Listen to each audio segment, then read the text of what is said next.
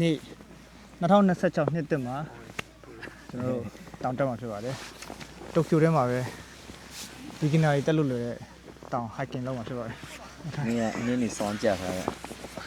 နင်းတောင်ပြက်ဟုတ်တယ်နော်မင်းညမှာနင်းနေကြထားတော့ဒီလုံးဝနင်းတော်ထဲမှာတက်မှာဖြစ်ပါတယ်နော်ဘုဒ္ဓခေရောက်လို့ရှိရင်တော့ဖူဂျီတောင်လမ်းကြည့်လို့ရတယ်ဖူဂျီတောင်မြင်ရတယ်မစိုးဒီဘူတာနဲ့ဆင်းလို့ရှိရင်ဒီဘက်ဘယ်ဘက်ချမ်းကိုသွားလို့ရှိရင်ကျွန်တော်တို့ course ပေါ့နော်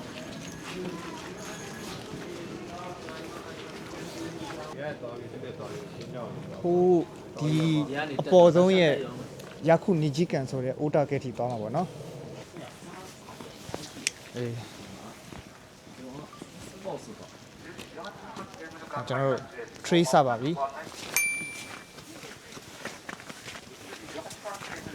ဒါပေမဲ့တို့ရတော်တော်လည်းမဟုတ်တော့အေးတော့ easy ပဲ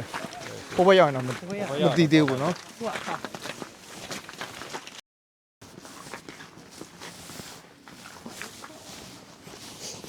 ဒီရှရိုင်းတော့လမ်းမှာကျင်လူနေအိမ်ကြီးလည်းရှိတယ်တို့ပြောရမှာရှိတယ် hiking လို့ဆိုတာမိတကချင်းကြ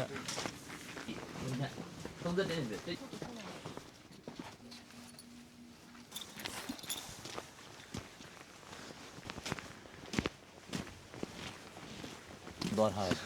ဖျားကြောင်တော့လမ်းလေးပဲရှိသေးပေါ့နော်အဲကြောင့်ဟိုဘက်အိုတာခဲကိုတော့မှအမှန်ကန် hiking ဖြစ်မှာပါဘယ်လိုဆိုင်မှာ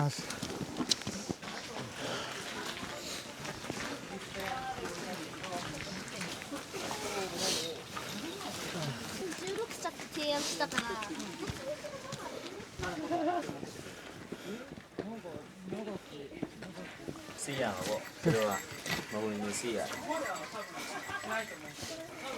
မယူလားအဲ့လိုမေးအဲ့လိုညကြီးတွေဖယ်ရှားမယ်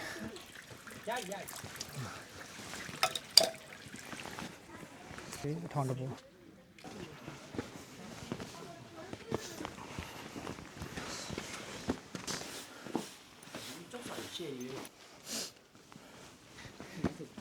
ဇီးကွက်ဒီမှာလိတ်ဖြစ်ပါတယ်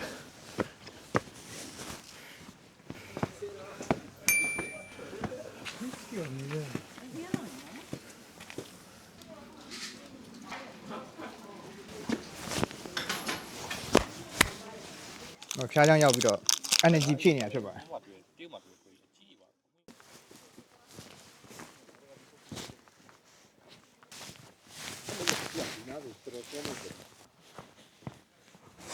ပါတယ်ဒီဘက်မှာတရားညာဘက်မှာတွေ့ရမင်းဟာရ wifi လေးပါရောရကောင်းလိုက်300မီတာပဲရှိတာဟုတ်ပါကောင်းလိုက်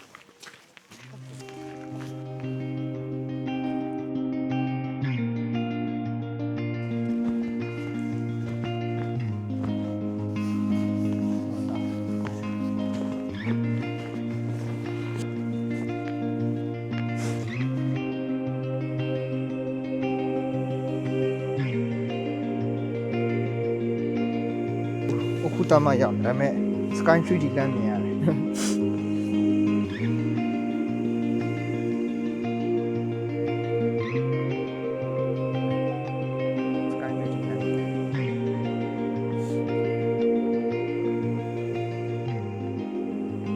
ဆိုတော့ sky 3D လမ်းမြင်ရတယ်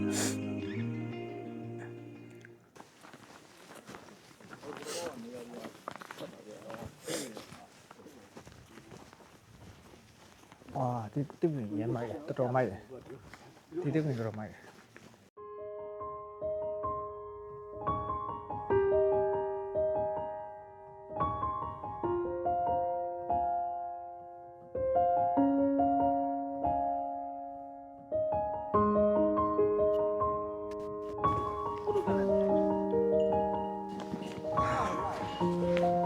ဒီတော့မိုက်တယ်ပါ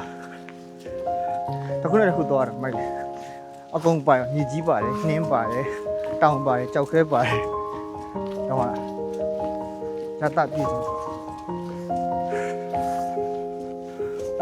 တော့ကျွန်တော်ရဲ့မခုတက်ခီကိုတော့ဒ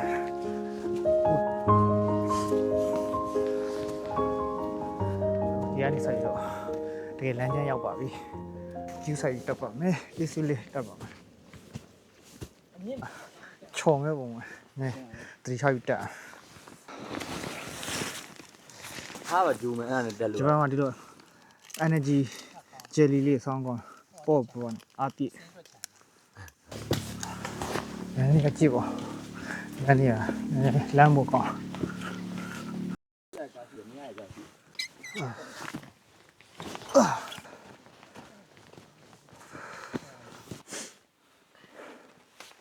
ဒီလိုမျိုးလမ်းကျန်းနေလည်းဖြတ်ရပါတယ်တောင်ထိပ်ရောက်ခဏလေးမှာလမ်းနေပို့ပို့ပြီးကျန်းလာ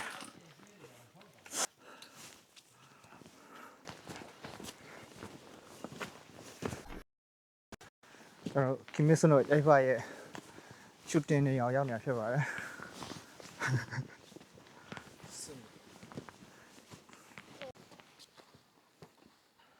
ဟာလေကျွတ်လာနေရတယ်ဘုံဝင်လာတဲ့အချိန်မှာဟုတ်ကောပစိန်နဲ့ခုတ်လိုက်တဲ့အခါမှာအဲ့ဒီဘက်မှာသူတို့ပွဲတော့ရက်ပြီ ဟုတ်ပါ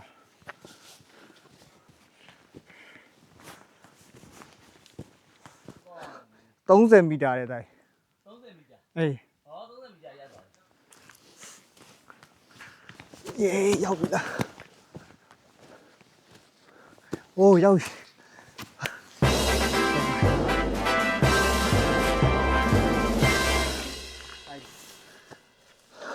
26ရက်ရှိရ ဖူဂျီတောင်တိုက်ရ ဟေး ဖူဂျီတောင် ဟော လှလိုက်တာ ဟောအဟုတ်တယ်လား ဟိုဖူဂျီတောင်လှလိုက်တာ ရှိရ ဒါကျွန်တော်ဖူဂျီတောင်ပဲဖြစ်ပါတယ်ဖူဂျီတောင်နိကကြီးမြင်ရတာ ဟောကြည့်လို့တော့မနိုင်ပြင်းလို့ ဟုတ်ပါဖူဂျီတောင်ရင်းနေ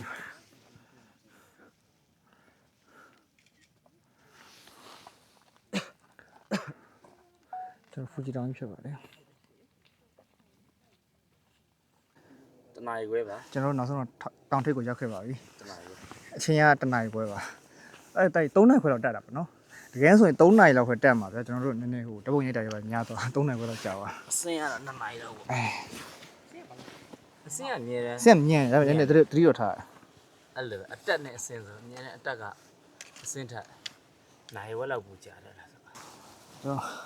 တောင်ပေါ်မှာသူများတွေကခေါက်ဆွဲပြုတ်လို့စားကိုရတော့ ready made တွေကြီးပဲနိုစားပဲနိုတောက်ပါမယ် energy drink နိုင်ရဟောစိုးလိုက်တယ်မူးကြီးနေ ဟောနောက်ထပ်တေးကြပါရင်နော်ကက်စမီကိုတင်ပါနော် တင်မရအောင်တို့တက်တဲ့တောင်တွေကဘာမှမရှိတဲ့တောင်တွေဖြစ်သွားတယ်အခုနောက် ငါအကုန်လုံးပြင်နိုင်တယ်ကွာဒီလိုတည်ဖို့ပဲ တဲ့မယ်လေတဲတာပါခက်ညတဲလားည ရန်